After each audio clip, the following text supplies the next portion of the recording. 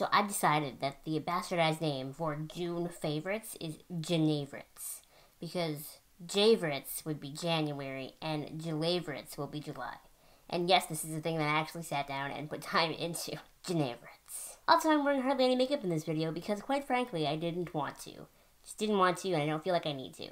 Don't know if I've ever told you this, but favorites videos are, like, of my favorite to shoot just because they're so much more chill. Like, I'm just sitting here.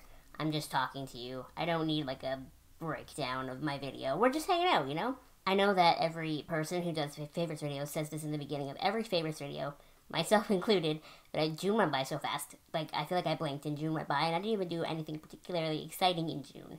My last favorites video was May, and I shot that before I went to Anime North, so I kind of count Anime North as a June thing, and that was so much fun. I did vlog the whole thing. If you want to see that, it is on my channel.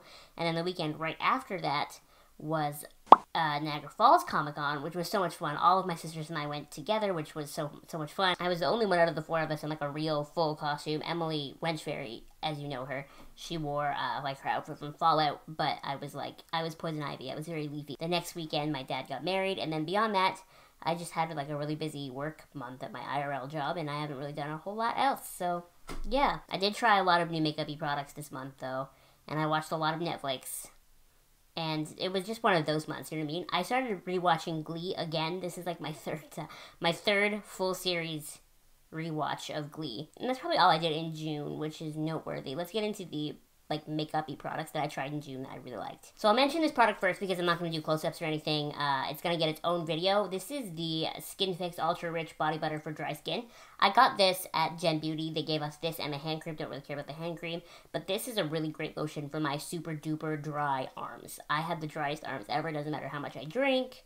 Doesn't matter, you know, what I wash with. My arms are always dry. And this is the first lotion that I've ever tried that I put on. And then, like, hours later, I still feel not, like, a film on my skin is the wrong word because that feels like it has a negative connotation, but a film is the only word I can think of. There's still moisture there, and it's just really nice. I really like this moisturizer, but like I said, I'm going to give Skinfix its own video because they are a Canadian brand, and I just think they aren't talked about enough, and the prices really aren't that bad at Skinfix. Some of the stuff is more expensive than the other stuff.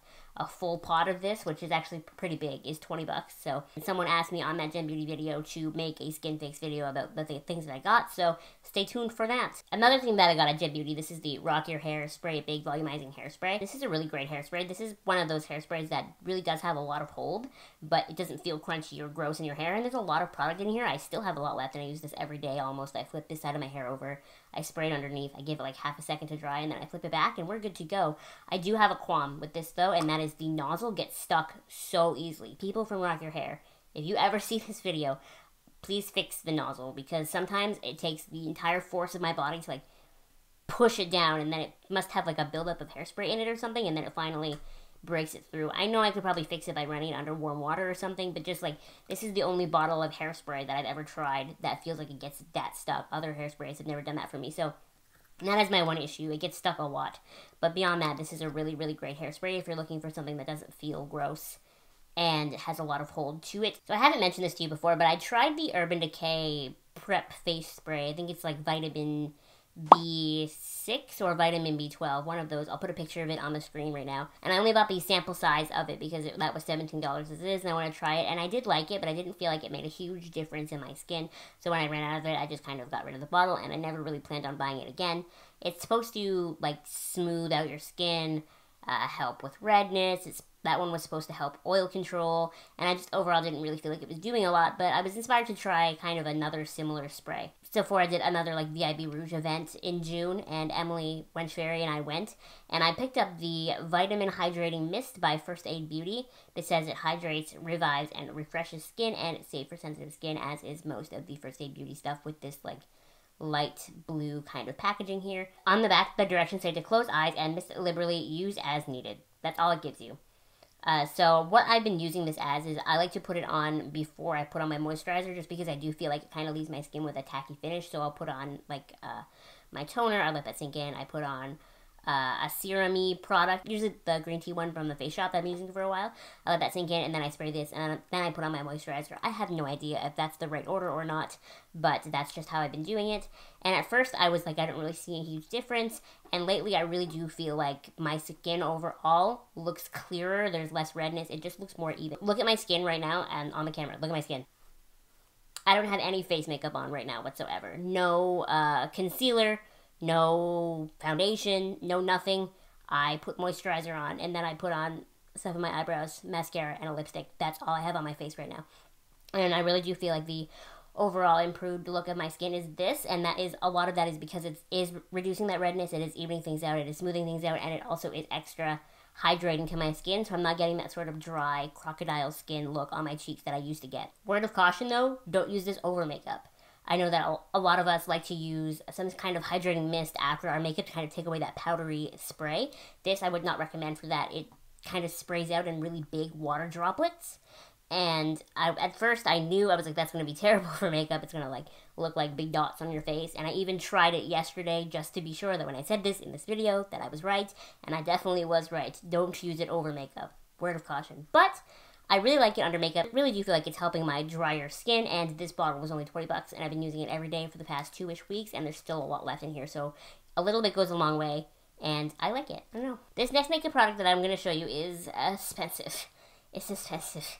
But I bought it because I really do feel like face products, like not even foundation, base face products that go under your foundation are stuff that I don't mind spending a little more money on, especially if they're going to help improve the look of my skin or help improve the look of my foundation, because if my skin is already nice to begin with, I don't really need a lot of foundation. So after trying a bunch of different drugstore hydrating primers and not really loving any of them, not really seeing a huge difference with any of them, I decided to bite the bullet finally and go to Sephora, and I picked up the Too Faced Hangover RX primer. This is a $40 primer. I spent $40 on a primer, but you know what? I really like it. I do really like it. So the bottle looks like this. I feel like I'm going through it really fast though. Like maybe this like bit that's left will last me forever, but I bought it at the beginning of the month, and doesn't it look like I've already used a whole bunch? I feel like that's gonna be a problem. Also, I feel like the pump is like really big. Is that a big pump? I don't know. But anyway, it does a really good job of moisturizing my skin, adding a little bit of luminosity. I'm not really about that glowy, shiny face. Give me like a natural finish, please. That's all I want.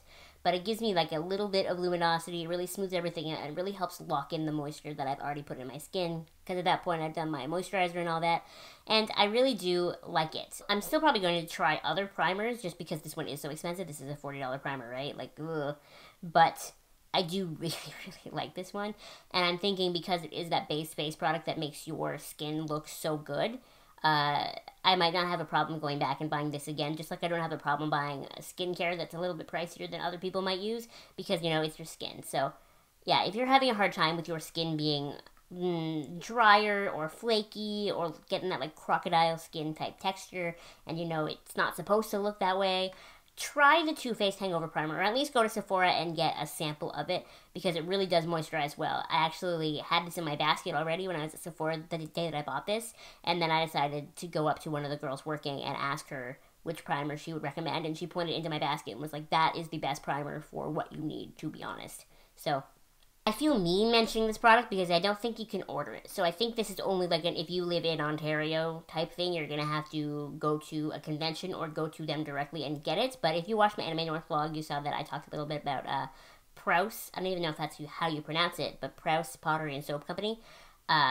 They're great. They go to every convention. They're always so nice to me. I always buy my soaps there, to be honest. The only bath soap that I ever use is from them. I always buy bath bombs from them, too. They're, like, the only bath bombs I would use. I always consider them, like, the sort of, like, family-owned version of Lush, because everything is very much so handmade. It smells so good, and they're so nice there.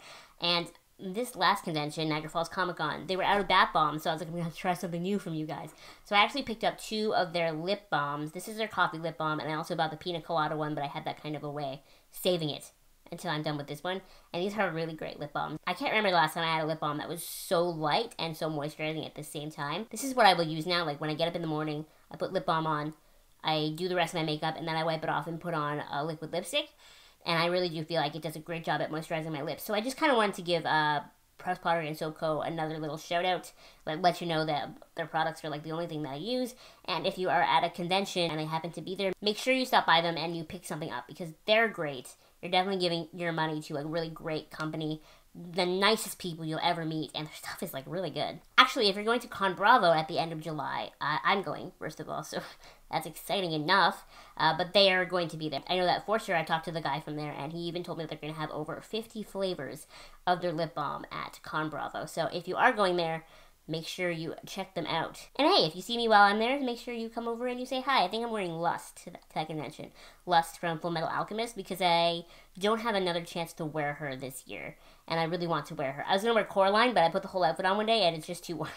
It's too warm with the like raincoat and the boots and no, I would sweat the whole day. 2 products left that I want to mention. I've always wanted to try a Benefit blush. I was really intrigued to buy their new Cheekathon palette because it's got the full-size versions of all of their best-selling blushes, but it's $75, and I realistically can't spend $75 on blush. Like, come on, that's so much money. So rather than doing that, I was at the sort of checkout area. I think it's called Beauty on the Fly at Sephora, where they have like minis of things, and they have a mini Benefit Hoola bronzer and a mini Benefit Dandelion blush. So I bought the blush. It does come with a brush. It's like a very small rectangular thing, and I immediately got rid of it. I hate those brushes. Like, I'm never going to use that. I didn't get rid of it. I just put it in a drawer somewhere, and I have not been able to find it since, and I don't really miss it. So whatever, that brush does not matter to me. I have a qualm with this blush, and that's that it smells weird. I can't even describe to you how it smells. I just don't like how it smells. It smells weird. But I do like the box blush thing. I know a lot of people have complained. I've seen it on YouTube because it's like hard to get your brush in there. But personally, if I dip my brush in there and I swirl it around, you're going to kick up powder, right? But the nice thing about the box with the sides is that it keeps the powder in there. So you're not wasting as much product. You know what I mean? I appreciate that. It feels like I'm getting a little more bang for my buck. And this blush, when you look at it, you're like, Abby, that's the most boring, mundane, pinky color ever. Like, you probably own other blushes like this. And the thing about this blush is that on me, on my skin tone, this blush does what blush is supposed to do that I've never had before. And that's, it looks like a very light, happy, springy flush from within. You know what I mean? It's not a flush like I'm sweaty or I'm unwell. It's just like a very light, happy pink on my cheeks. That's the way blush is always supposed to look, and I've always been hunting for that right color, and that's Dandelion by Benefit for me. So maybe if you have been watching my videos and you're like, Abby, we have a similar skin tone, try Benefit's Dandelion Blush. I think the mini was only $16, and honestly, I don't think I need the bigger one. Like, I'm never going to run out of this, and when I do, in like 6 years, I'll just buy the mini one again. The very last makeup product that I want to talk about in this favorites video, really, maybe it shouldn't be in the favorites video because I've only had it for a week, but I know that I really like it, and I know that I've been using it for this past week straight, and I know I'm going to be using it all of July, and it's just when you find a really good drugstore face product that you wear and people stop you and go, wow, your skin looks so great, you got to talk about it, because that's amazing, right? So please mind that the lid is a little bit dirty, but this is the L'Oreal True Match Lumi Foundation. It says Healthy Luminous Makeup. It's got SPF 20. Mine is in the shade W4, Natural Beige, which in theory is like totally the wrong color for me. It's warm toned, it's number 4, like I should be wearing a much lighter shade and in the neutral shade range. I have no idea why I grabbed W4, to be honest. I remember it feeling red at the time, and I guess in theory in the bottle it does look like it would go pretty well with me, but when I put this on my face, it is like borderline orange on me. Borderline orange, to be honest, but the thing is my face is much lighter than my chest. And by the time I blend it out and I have concealer on under my eyes, the color match is actually pretty good. I was thinking about returning it and switching it for a neutral shade, but I'm actually thinking I'm going to leave it like this. Yes, that means that this foundation is a little bit more difficult to use, a little more time consuming for me because the shade isn't perfect, but I'm willing to make that sacrifice to make my face and my body blend nicer, you know what I mean? So take that for what it is. Not that that really is any test to the foundation and more about the shade, but yeah, a lot of you might have expected me to try the cushion version. I'm just not about that. I think cushion foundations, maybe it's like a really cool idea, but I just think it's so cheap. Like, it's the same formula as you're getting in the pump. You're getting half the amount for more money, and then like so much of the product is soaked into the sponge and you're never going to be able to use it because, you know, eventually the sponge is just going to have absorbed it and you're never going to get it out. So to me, it's just like a huge waste of money. Like, why wouldn't I just buy it in a pump and just use it this way? Just saying. So I was really excited to try this foundation, and it's so great. Somehow like hydrates my skin without being super glowy. That was my fear because I don't, like I said, I don't really love glowy skin. I want more of a natural finish. I was worried it was going to be like borderline reflective, but it's not. It really gives my skin a little bit of like a hydrated, plumped look. This combined with the Too Faced primer totally gets rid of any look of crocodile mist that I might have on my cheekbones. Totally gets rid of that. And it just makes my overall skin look so like blurred and poreless and flawless. I would not recommend this foundation if you have oily skin. I definitely really had to set it with powder on my T-zone where I do tend to get a little bit oily. I don't mind setting it there, but if I was oily all over, I would not recommend this. But if you have normal to dry, maybe even very dry, I would definitely try this foundation because it is a drugstore foundation. They have a decent shade range with both the neutral undertone versions and the warm undertone versions. And like I said, my skin looks so good when I wear this, to the extent that it's caused me to be a little bit like over-analyzing-ness of my other foundations, because if I grab, say, my Sephora collection one, which I do love, and I wear it, and I start to get even a little bit crackly because it is a long-wearing foundation, I'm like, my L'Oreal Magic Lumi, or whatever it's called, my L'Oreal True Match Lumi would have never done this to me. It just would not. And then I end up the whole day like, I should have worn my L'Oreal one. I thought this was going to be just like another YouTube hype type foundation, but I'm so happy that it's not, and it's so nice. What do I have for July? I'm seeing Demi Lovato in July. I've seen Demi Lovato like, what, 4 or 5 times now? She's like the only concert I've ever been to, and I've seen her like 4 or 5 times now. And so we're going to see her in July, and then the weekend after that, I think, or 2 weekends after, sometime after that is Con Bravo, so I'm really excited. And those are my really only 2 big things for July, which is nice because then I get to just kind of chill for the whole rest of the month. In theory. What did you love in the month of June? Make sure you let me know in the comments below because I love to hear what you love. It's my favorite thing. Make sure you give this video a thumbs up and you subscribe. Thank you so much for watching, and I will see you next time. Bye!